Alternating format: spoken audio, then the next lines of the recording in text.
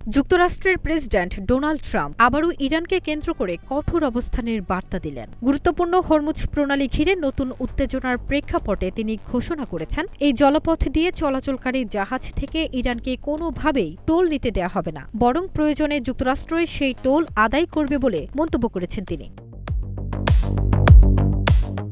এদিকে গুরুত্বপূর্ণ হরমুজ প্রণালী দিয়ে চলাচল করা জাহাজ থেকে টোল নেয়ার ব্যবস্থা করছে ইরান। ইতিমধ্যে দেশটি বিষয়টি কার্যকর করেছে বলেও শোনা গেছে। এই ব্যাপারে যুক্তরাষ্ট্রের প্রেসিডেন্ট ডোনাল্ড ট্রাম্পকে জিজ্ঞেস করেছিলেন এক সাংবাদিক। তিনি প্রশ্ন করেন, ইরান হরমুজ থেকে টোল নেবে এমন কোনো চুক্তিতে তিনি রাজি হবেন কিনা। জবাবে ট্রাম্প বলেছেন, ইরানকে হরমুজ দিয়ে তারা টোল নিতে দেবেন না, এর বদলে যুক্তরাষ্ট্রই টোল নেবে, কারণ সেখানে তারা জয়ী হচ্ছেন। তিনি বলেন, আমরা টোল নিলে বিষয়টি কেমন হবে, তাদের টোল নিতে দেব না, এর বদলে আমিই নেব। আমরা কেন টোল নেব না?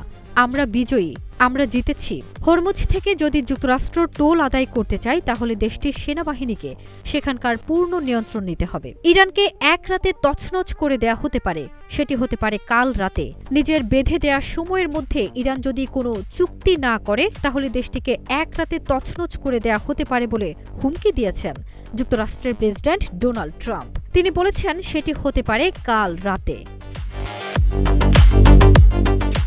গতকাল স্থানীয় সময় সোমবার তিনি একথা বলেন। ট্রাম্প ইরানকে ওয়াশিংটন ডিসির সময় অনুযায়ী মঙ্গলবার রাত ৮টা পর্যন্ত সময় দিয়েছেন। এই সময়ের মধ্যেই চুক্তি করতে হবে বলে হুমকি দিচ্ছেন তিনি। তবে ট্রাম্পের এই বক্তব্যের কিছুক্ষণ পরে ইরান পক্ষ থেকে জানিয়ে দেয়া হয়, তারা কোনো অস্থায়ী যুদ্ধবিরতির প্রস্তাবে রাজি নয়। তাদের অবস্থান স্পষ্ট, যদি কোনো চুক্তি করতে হয় তাহলে হামলা স্থায়ীভাবে বন্ধ করতে হবে এবং চলাচল সংঘাতে যে ক্ষয়ক্ষতি হয়েছে তা ক্ষতিপূরণ দিতে হবে।